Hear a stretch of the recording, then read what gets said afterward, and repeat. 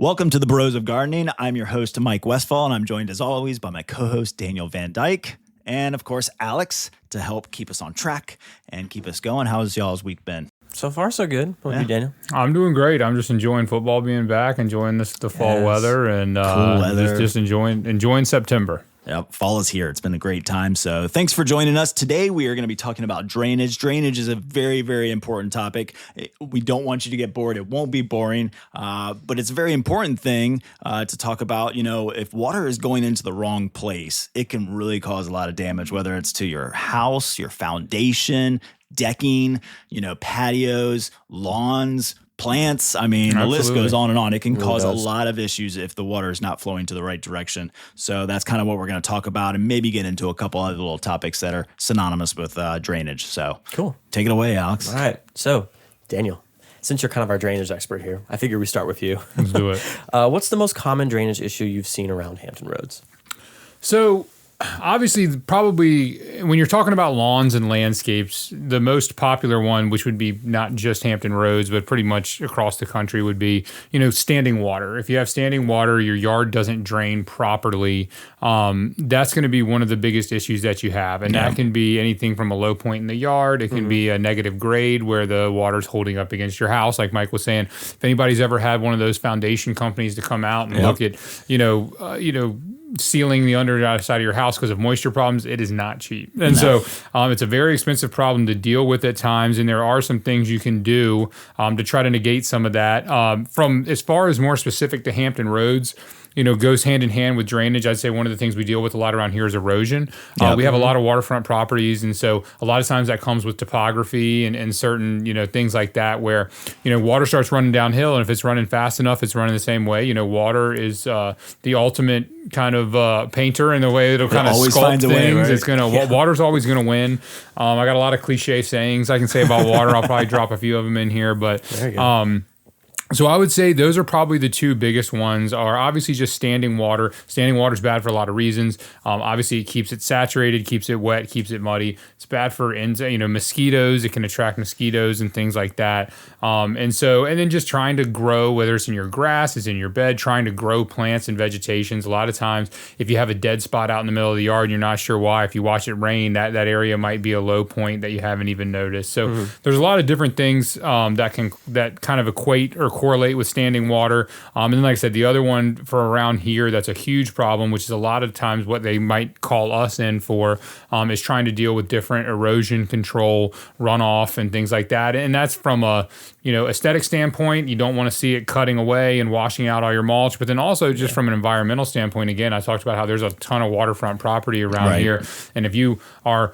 fertilizing, amending your soils, doing everything, and then you get a hard rain and all of it sheet drains down the hill into the bay or into the river or the ocean or whatever, you don't want to do that. We don't want to do that. And so trying to take proper steps, there's a lot of different ways you can deal with it. And I'll get into a few of those throughout this podcast. But yeah, those would probably be, I'd say, the biggest problems that face homeowners and customers alike trying to deal with those issues. Yeah. And I mean, these people that come and, seal the underside of your house are still going to say, all right, it's sealed, but you still got to correct the problem. Yeah, right. Exactly. And I think there's nothing better than contacting a landscape designer, a landscape company to kind of really see what the problem is. Drainage can be very tricky. I know it's very hard for me sometimes to kind of help a customer. Typically, I'm not seeing their home. I think it takes, you got to be there, you got to see it, you got to, draw lines and shoot grades and all of that fun stuff.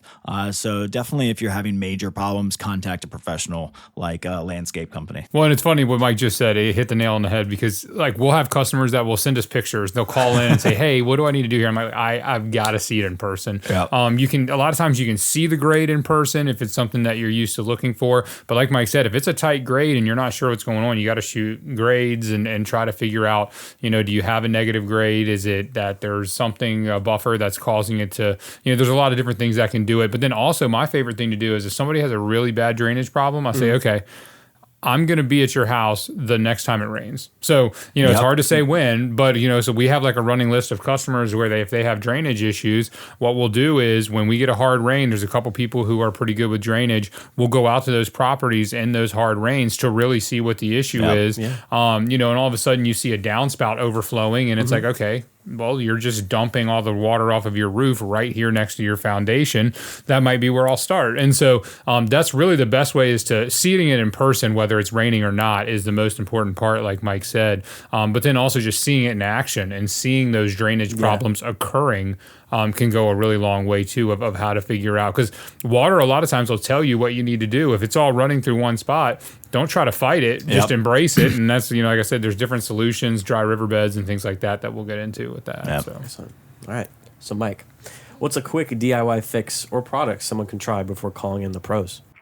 So that's a tricky one. As I mentioned just recently there, that when you're dealing with major drainage issues, it's probably better to reach out to a pro. Yeah. I don't think there's a whole lot of quick fixes to some of these problems. I will say there's some things that you can do temporarily or somewhat easily. I mean, of course, you think about the downspouts on your house. I mean, typically it's almost always getting the water further away from your home. Absolutely. So, you can go buy those, black tubing that you put on.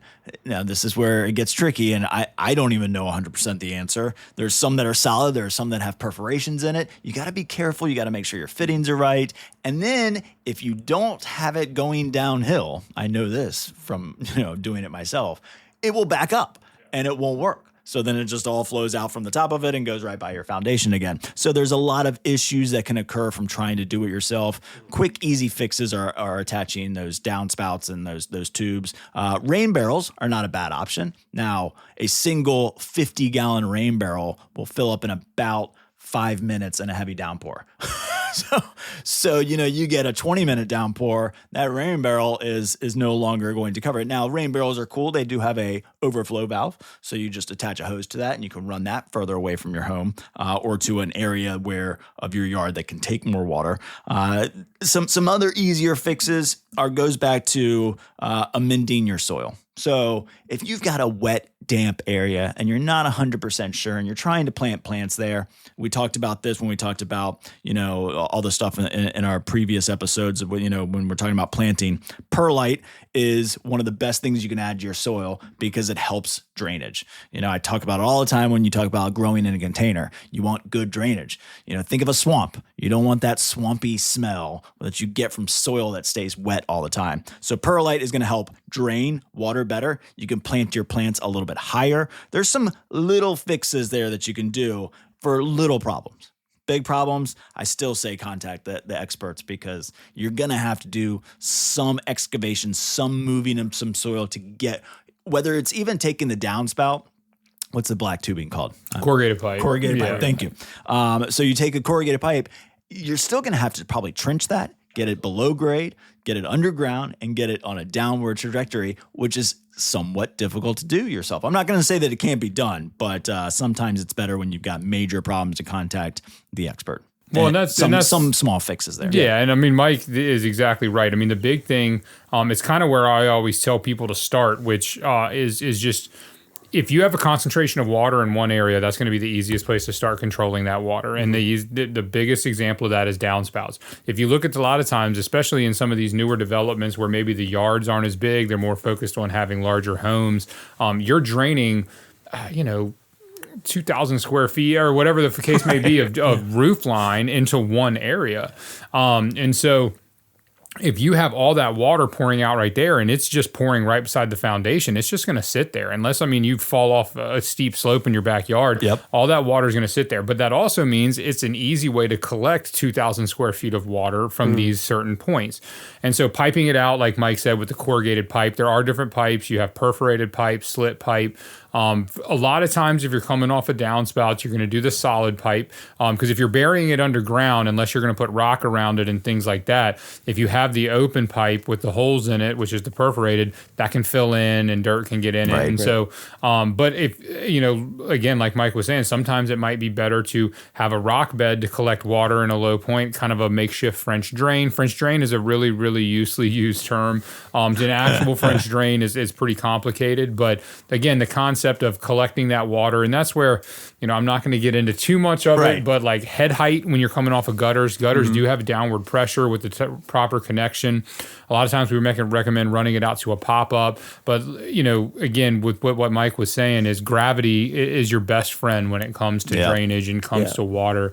And that's when you have like things like channel drains that you can put in the ground. You use that same pipe that we're talking about with the downspouts, but the big thing about that is it has to be gravity fed. You have no downward pressure other than the pressure you create with downward fall. So those are the things where, you can go and buy them at a hardware store. You can do that kind of stuff. But, just putting them in the ground isn't necessarily going to help much. It's installing them properly and installing them to the right places is honestly the most important part. Is you can put a pipe in but where are you running that pipe? Because where you end up daylighting that pipe is going to be the most important part. That's a great example of something you can do yourself, but just be conscientious of how to do it and where you're running it to and kind of what application. Yeah. So small problems, talk to your local garden center and they'll probably be able to help you find a quick, easy fix to small problems, but bigger problems you might want to call on the expert. For sure. Yep.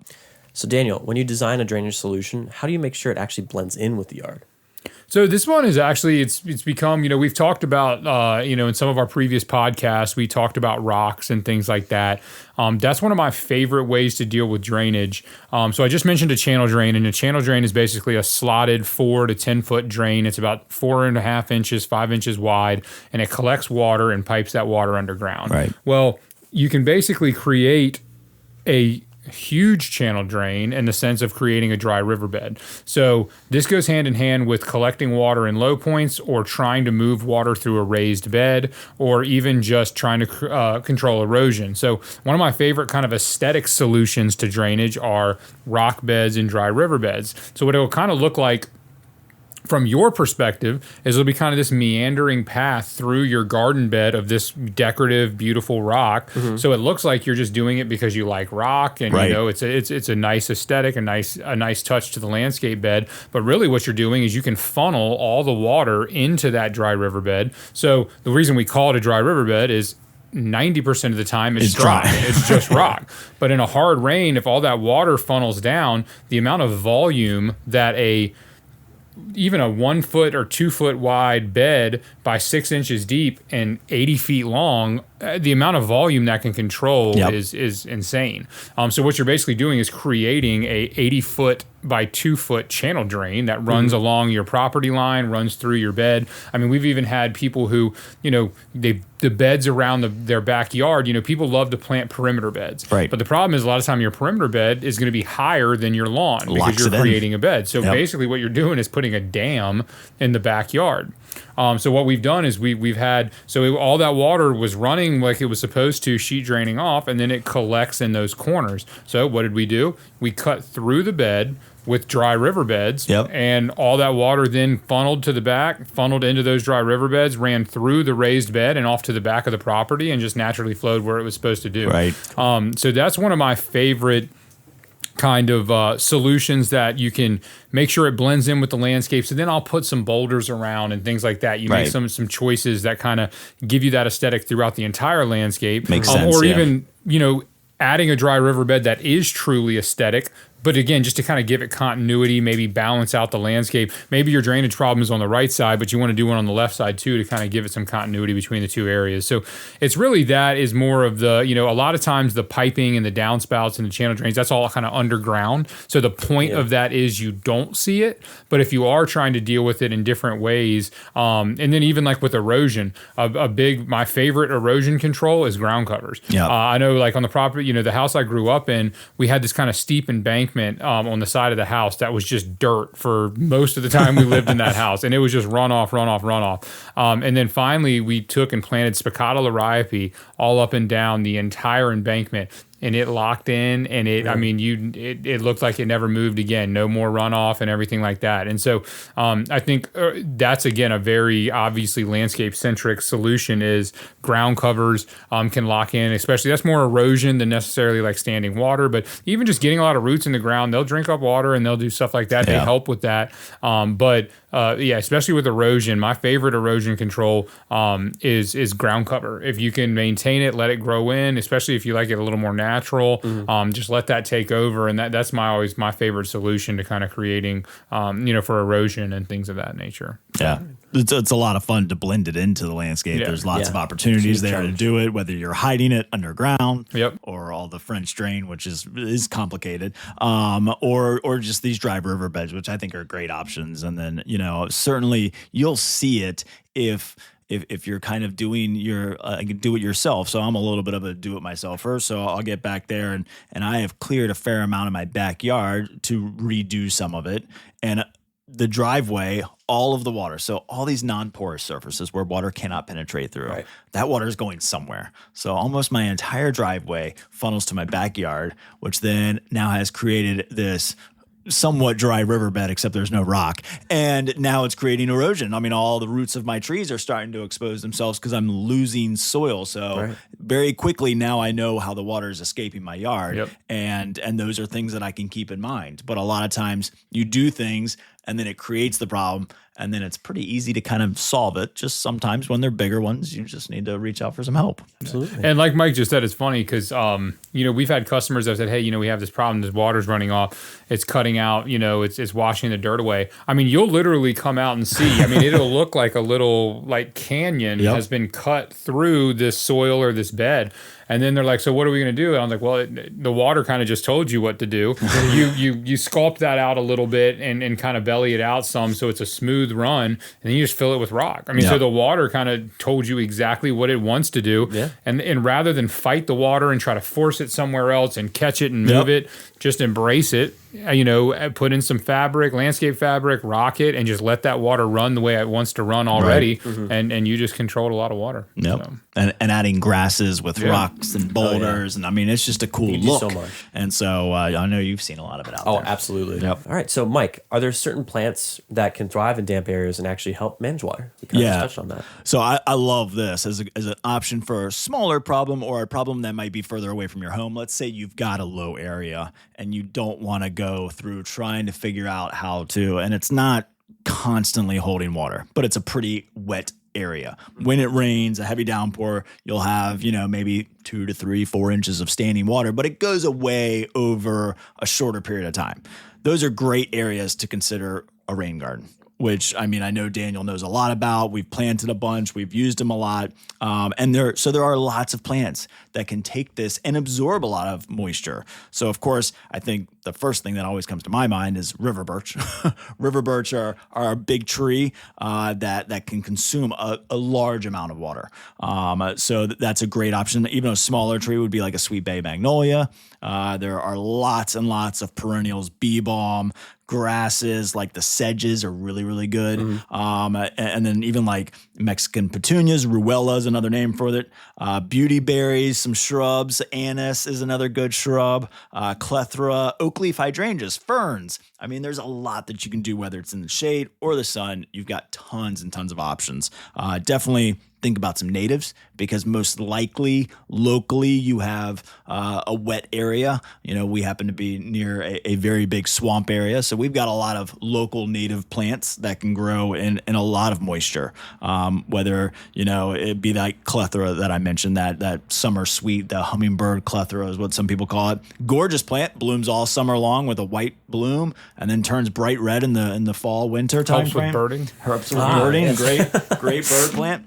So there's lots and lots of great choices out there that you can use, and they'll absorb a lot of that moisture. And even when it is such a longer period of rain, those plants are going to die if they're sitting in water for an extended period of time. Right. So yes, great opportunity, especially if it's not, I won't say plant these plants right next to your home because you've got a wet area, close to your foundation. It's going to solve all your problems. You would not want to plant a river birch right up against your house.